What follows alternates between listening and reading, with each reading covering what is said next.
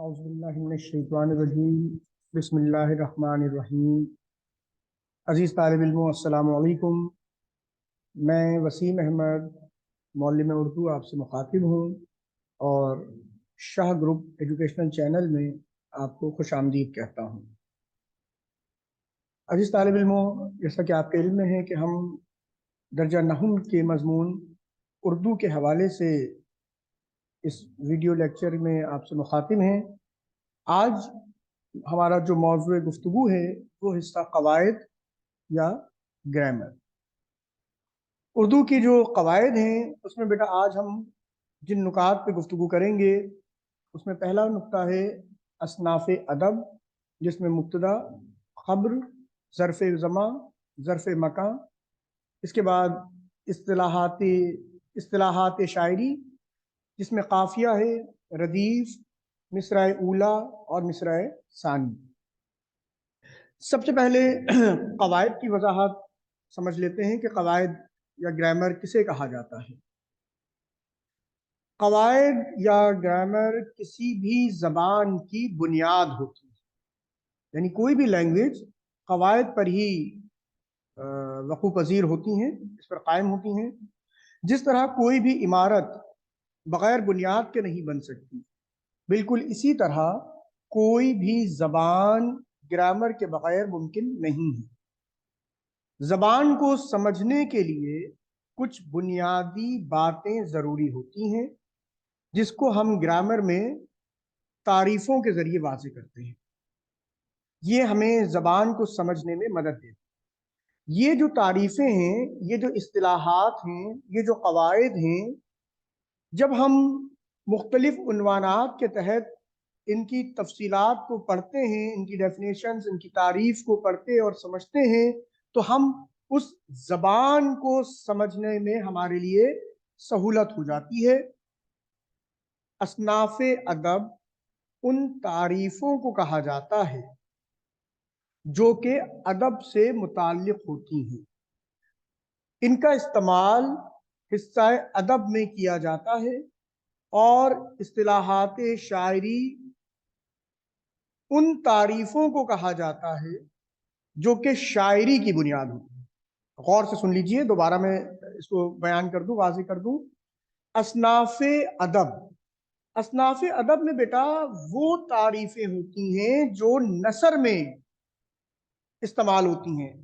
मसलन असनाफ़े अदब में मज़मून है, नावल है, अफसाना है, खुतूत निगारी, ठीक।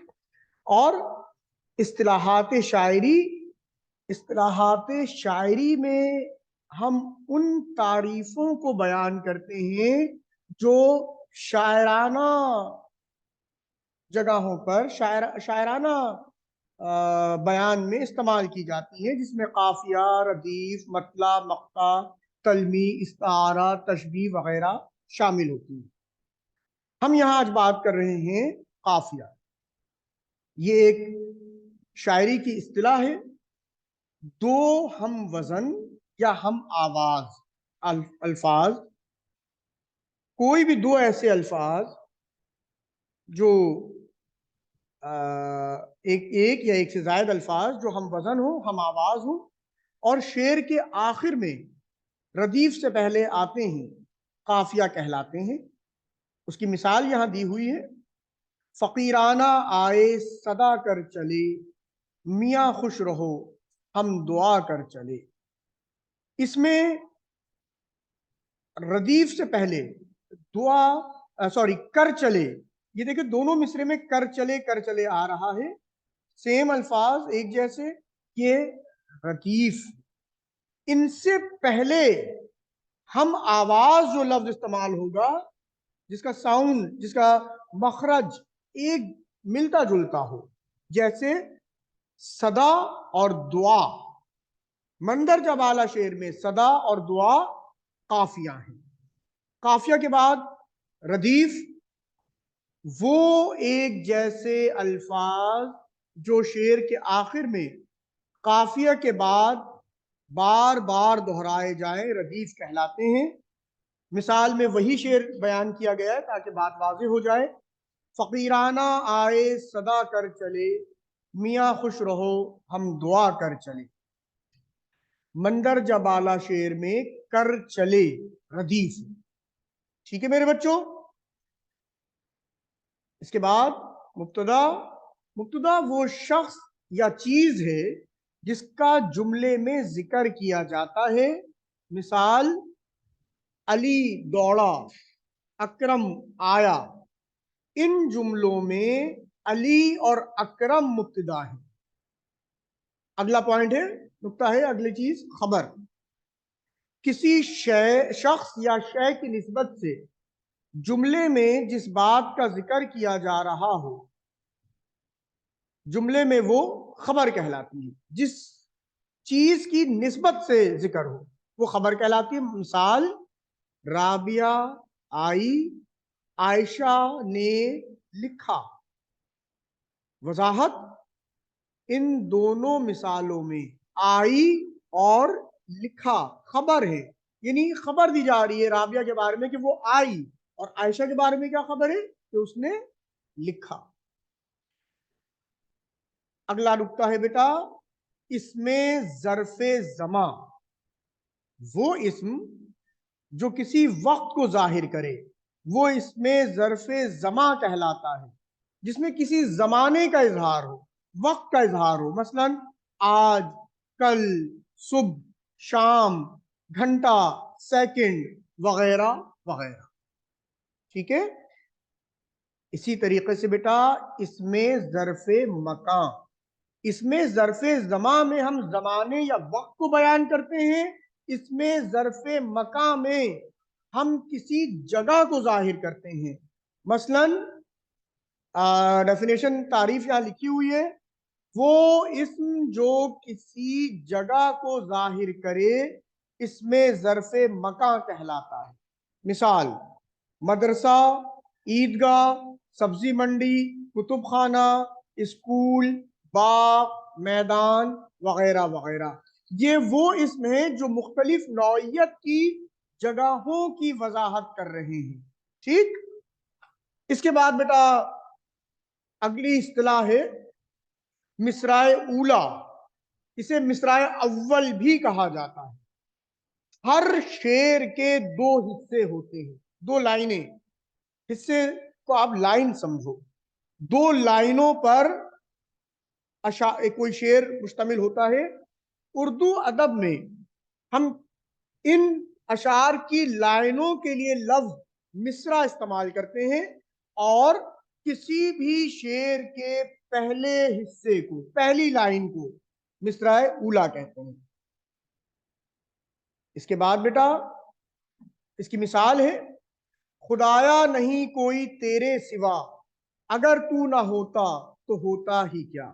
دیکھو میرے پیارے بچوں، یہ دو مصرے ہیں، خدایا نہیں کوئی تیرے سوا یہ ایک مصرع، اگر تو نہ ہوتا تو ہوتا ہی کیا یہ دوسرا مصرع۔ دو مصرے مل کر ایک شعر بنتا ہے۔ پہلا مصرع مصرع اولا، ٹھیک؟ مصرع ثانی اسے مصرع دوم یا دوسرا مصرع بھی کہا جاتا ہے۔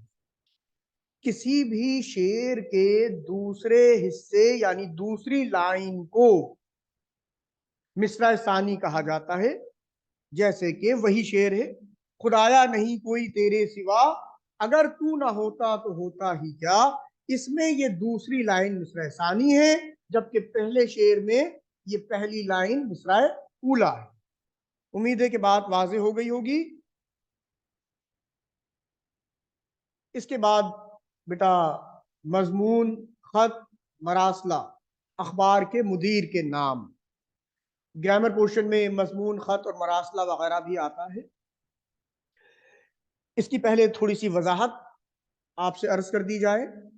اپنے خیالات، جذبات، محسوسات یعنی احساس اور مشاہدات یعنی آبزرویشن کو صاف، شستہ، صحیح اور مؤثر زبان میں ادا کرنے کا نام مضمون نویسی ہے۔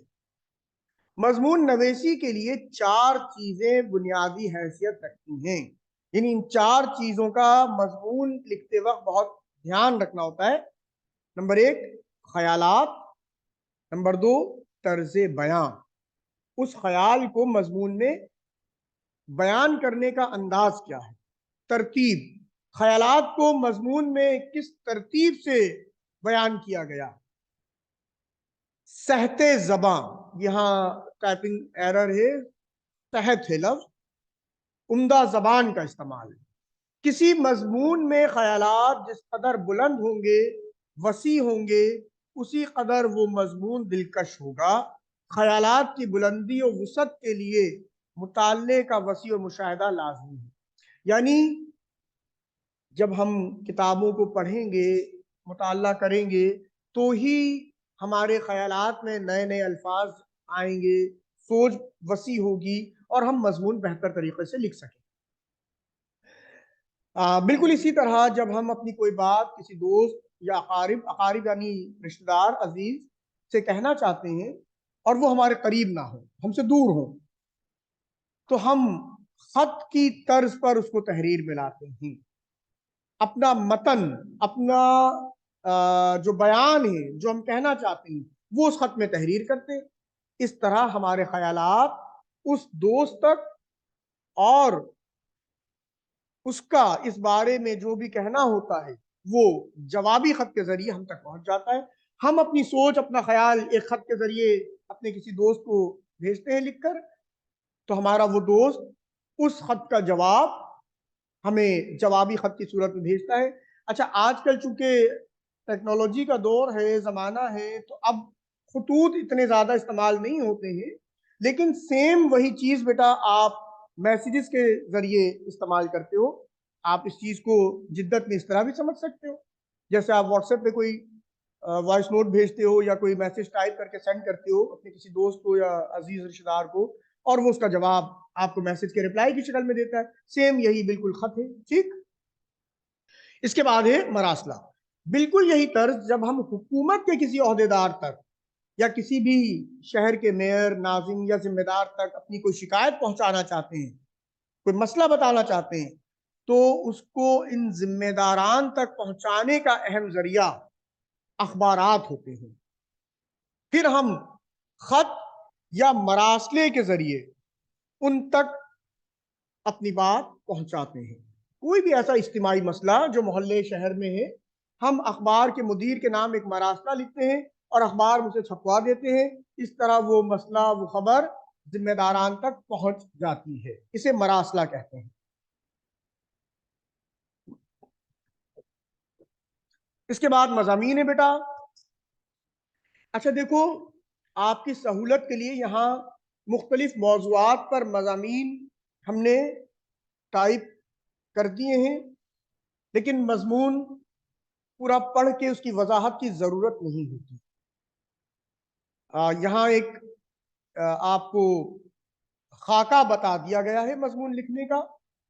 आप इन मजामीन को पढ़कर अपने अल्फाज में अपनी सहूलत से इन्हें लिख सकते हैं। मजमून में कतई ये ज़रूरत नहीं होती कि जो अल्फाज आपके सामने स्क्रीन पर नज़र आ रहे हैं आप इन्हीं अल्फाज में मजमून लिखें। आप अपने अल्फाज भी इसमें इस्तेमाल कर सकते हैं। यहाँ सिर्फ एक फॉर्मेट आपको बता दिया गया है, इन मजामीन को आप तफसील से पढ़ लीजिएगा। पहला उन्वान है मेरी पसंदीदा शख्सियत, जो कि नबी आखिरुज़्ज़मा हज़रत मोहम्मद मुस्तफ़ा सल्लल्लाहु अलैहि वसल्लम के हवाले से ये उन्वान मौजूद है। ये इसका पूरा मवाद, इसका पूरा नफ्स मजमून यहाँ आपके स्क्रीन पे नजर आ रहा है बेटा, ठीक। इसके बाद दूसरा जो मजमून का टॉपिक है वो है फर्द कायम रब्त मिल्लत से है तन्हा कुछ नहीं, यानी इत्तेहाद की बरकतें, कौमी इत्तेहाद, कौमी जिंदगी में नज्म ज़ब्त की अहमियत। इन उन्वानात के तहत ये कंटेंट, ये नफ्स मजमून यहाँ आपको स्क्रीन पे नजर आ रहा है। इसको आप पॉज दे के, स्टॉप करके अच्छी तरह पढ़ के अपनी मालूमात में इजाफा कर सकते हैं। इसके बाद बेटा खत या मरासले का भी इसी तरह आपको एक नमूना जो है एग्जाम्पल बयान कर दिया गया है कि किसी अखबार के मुदीर के नाम एक मरासला तहरीर कीजिए जिसमें कराची में सड़कों की हालत और इनकी वजह से ट्रैफिक के मसाइल का जिक्र करते हुए चंद तजावीज़ पेश करें। ایک یہ مسئلہ ہے, یہ ٹاپک ہے. کوئی اور ٹاپک بھی ہو سکتا ہے. فارمیٹ آپ کے سامنے موجود ہے, اس طریقہ کار سے آپ مراسلہ تحریر کریں گے. کانٹینٹ جو ہے, یہ جو نفس مضمون ہے, جو تحریر ہے, یہ مضمون جو ہے وہ مسئلے کے اعتبار سے تبدیل ہو جاتا ہے. ٹھیک ہے جناب, اس طریقے سے آخر میں اس کو ہم ختم کریں گے. خط, اپنے دوست کو ایک خط تحریر کیجئے جس میں بتائیے کہ ہمیں نظر پاکستان کے تحفظ کے لیے کیا کرنا چاہیے, یا اپنے دوست کو خط لکھیے جس میں بتائیے کہ پاکستان کی ترقی و خوشحالی کے لیے ہمیں کیا کرنا چاہیے. خط کا طریقہ کار دیکھیں یہاں لکھا ہوا ہے, اس کو یاد رکھیے گا. از کمرہ امتحان, کہاں بھی خط لکھا جا رہا ہے. تاریخ 14 مئی 2018 لکھی ہوئی ہے. جس دن امتحان میں یہ خط آپ تحریر کر رہے ہوں گے وہ تاریخ آپ لکھ دیں گے. پیارے عزیز دوست, یہاں الف بے جیم لکھا ہے, آپ اپنے دوست کا کوئی فرضی نام لکھ سکتے ہو. خوش رہو, السلام علیکم. اس کے بعد خط کا کانٹینٹ شروع ہو جائے گا. خط میں آپ کیا کہنا چاہتے ہیں, جو بھی ٹاپک ہے خط کا, جو بھی عنوان ہے, یہاں پہ خط میں نظریہ پاکستان کا تحفظ بیان کیا گیا. امتحان میں جو موضوع ہوگا اس کے حساب سے یہ کانٹینٹ, یہ نفس مضمون تبدیل ہو جائے گا. ٹھیک ہے جناب. یہاں ایک دوسرے خط کا نمونہ ہے کہ چھوٹے بھائی کے نام خط لکھے ہیں جس میں اسکول امتحان کی تیاری کے لیے تجاویز دی گئی ہوں. یہ تھا جناب آج کا ہمارا اردو کا لیکچر. گرامر قواعد کے اعتبار سے امید ہے آپ کے لیے مددگار ثابت ہوگا. انشاءاللہ اگلی ویڈیو میں کسی نئے موضوع کے ساتھ حاضر ہوں گے. شاہ گروپ چینل دیکھنے کا بہت بہت شکریہ.